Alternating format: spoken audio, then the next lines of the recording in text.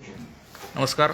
आपण आज भूम नगर परिषद या ठिकाणी आहोत. आपल्यासोबत अर्थसंकल्पाविषयी चर्चा करण्यासाठी भूम नगर परिषदेच्या नगराध्यक्षा सौ संयोगिता संजय गाडवे या आहेत.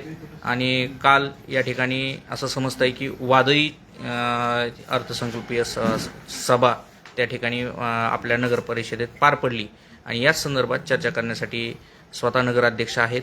आपण त्यांच्याकडून जाणून घेणार आहोत की नेमकी काय चर्चा त्या ठिकाणी झाली आणि अर्थसंकल्पात काय भूमनगर परिषदेसाठी नवीन त्या ठिकाणी गोष्टी मंजूर करण्यात आले, काय कामं त्या ठिकाणी नवीन मंजूर करण्यात आले. आपल्यासोबत सुरुवातीला माहिती देण्यासाठी संयोगिता गाडवे ज्या नगराध्यक्ष आहेत त्या बोलणार आहेत. नमस्कार.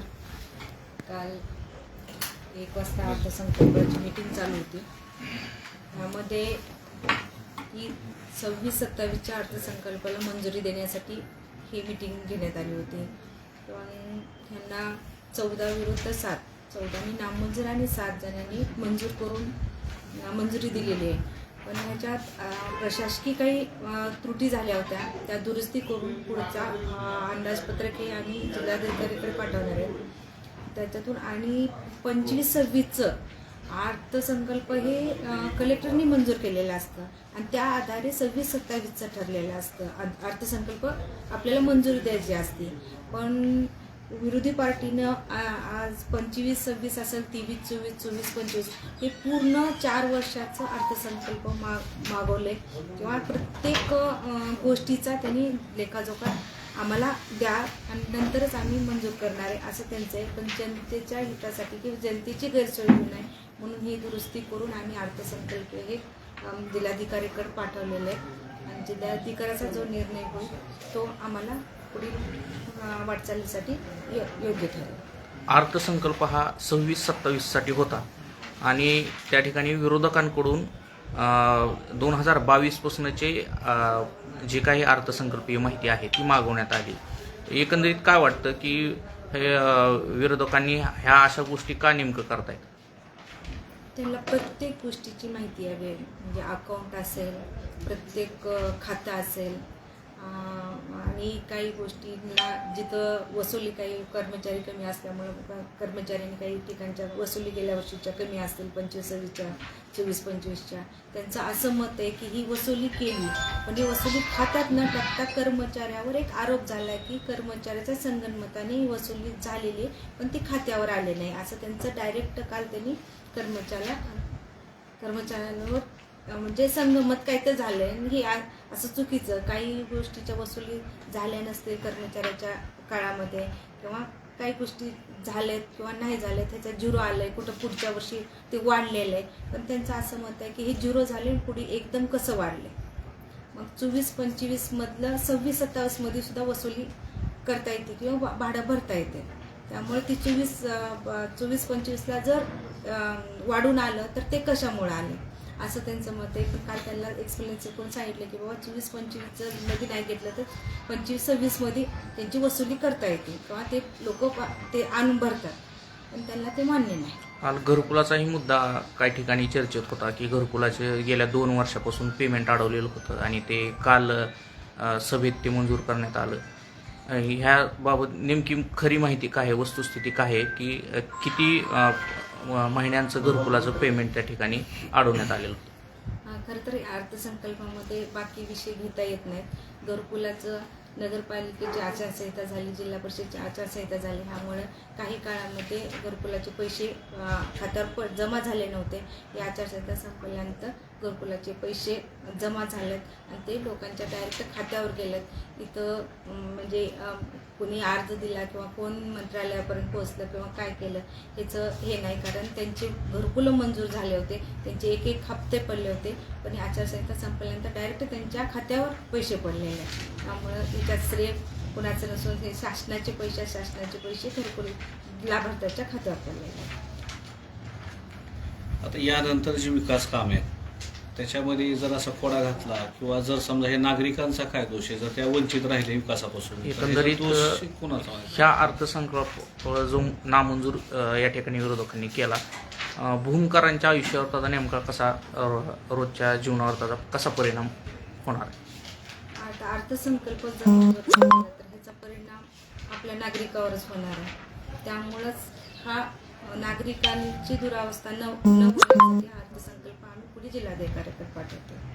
हे तुमच्या अधिकारात जिल्हाधिकाऱ्यांपर्यंत मुख्याधिकारी आणि तुमच्या अधिकारातून मंजुरीसाठी तुम्ही हे पुढे पाठवलेलं आहे. विरोधकांना त्यात काही पुन्हा आक्षेप वगैरे घेता येईल का, याबद्दल काय माहिती आहे? माहिती नाही, घेतला तरी डायरेक्ट जिल्हाधिकाऱ्याकडे द्यावा लागेल पुढचा गटनेते सूरज गाडवे आपल्यासोबत आहेत, जे आलमप्रभू शहर विकास आघाडीचे गटनेते आहेत. विरोधकांकडून आपण पाहतोय की गेले 2-3 वेळेस नगर परिषदेत या ठिकाणी येऊन गोंधळ घालण्यात आलेला आहे. काही महत्त्वाचेही मुद्दे त्यात होते, पण एक बैठकही त्या ठिकाणी सीओची परवानगी नसताना या ठिकाणी झाली आणि आपण त्या ठिकाणी पाहिलं की हा गोंधळ वारंवार त्या ठिकाणी होतोय विरोधकांकडून. ह्याबद्दल तुम्हाला काय वाटतं की भूम नगर परिषदेत वातावरण यापूर्वी असं कधीच झालेलं नाही, हे वातावरण दूषित करण्याचा प्रयत्न आहे का, काय वाटतं तुम्हाला? हो, आहे ना. त्यांचा हा दूषित करण्याचा वातावरण प्रयत्न आहे. तर त्यांचं काय आहे, त्यांना सगळे नवीन आले, त्याच्यामुळे त्यांचं काय झालं की जनतेला वेटीस धरायचं, कर्मचाऱ्याला 4 तास सभागृहामध्ये उभा करायचं. इकडे लोक जे आपले नागरिक येतात त्यांचं काम सोडून ह्यांच्यापाशी बसायचं आणि स्वतःला म्हणजे कुठल्याही गोष्टीला, आता ही अर्थसंकल्पाची काल मीटिंग होती, ह्याच्यामध्ये दुसरे विषय कुठलेही नव्हते. अर्थसंकल्प आपल्याला 26-27 जे करायचं आहे त्याच्यामध्ये त्याच्यावरच चर्चा करायची होती. त्यांनी इतर चर्चा काढून कुठंतरी गोंधळ घालण्याचा प्रयत्न केला आणि ही जर अर्थसंकल्प आपण जर समजा नाही मंजूर झाला तर ह्याचा तोटा नक्कीच भूमच्या जनतेला होणार. आपण यापुढं भूम शहरातील नागरिकांना सोयीसुविधा मिळण्यासाठी एक तुम्ही नगराध्यक्ष म्हणजे प्रमुख आहेत आणि 14 तिकडं असतील विरोधक आणि हे नागरिकांना काही घेणं देणं नाही, पण एक तुम्ही ह्याच्यामध्ये काम इथून पुढं करून घेण्यासाठी त्यांना म्हणजे या गोष्टी समजून सांगून एकत्रित येऊन काम करावं असं जनतेची मागणी येते. ह्याच्याविषयी काय तुमचं मत राहील?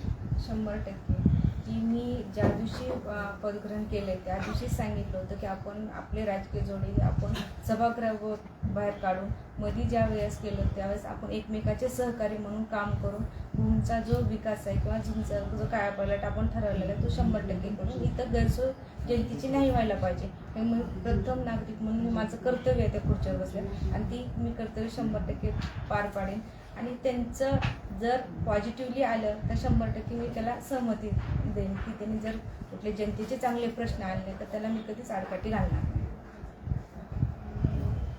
या ठिकाणी असा अर्थसंकल्प मला वाटतं की आपल्या महाराष्ट्रात पहिलंच भूम नगरपालिका आहे की हे अर्थसंकल्प नामंजूर झाले.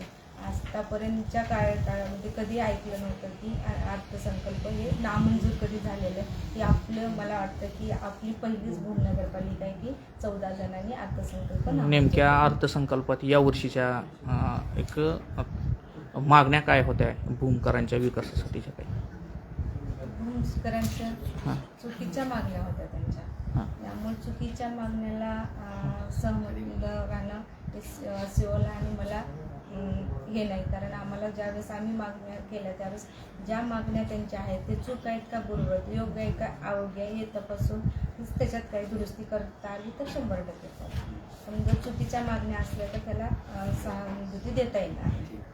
एक नगराध्यक्ष म्हणून आपण यात काही नवीन ह्या अर्थसंकल्पनात मागणी आहे भूमकरांच्या विकासाच्या संदर्भात? विकासाच्या संदर्भात म्हणजे विकास कामं तर आतापर्यंत चालू आहेत. जे 24-25-26चा अर्थसंकल्प होतं त्या आधारावर पुढचा अर्थसंकल्प घेतलेला असतं. मग आता कुठल्या मागण्याला आता शौचालय असेल त्याच्यात कमी जास्त हे झालेलं आहे. ज्या आर्थिक सुविधेसाठी कमी बजेट आहे तिथं वाढवण्याचा प्रयत्न केला आहे. या ठिकाणी आपण नगराध्यक्ष यांची प्रतिक्रिया अर्थसंकल्पाविषयी घेतली. अधिक बातम्या माहितीसाठी आपण आमच्या पेजला नक्की फॉलो करा. धन्यवाद.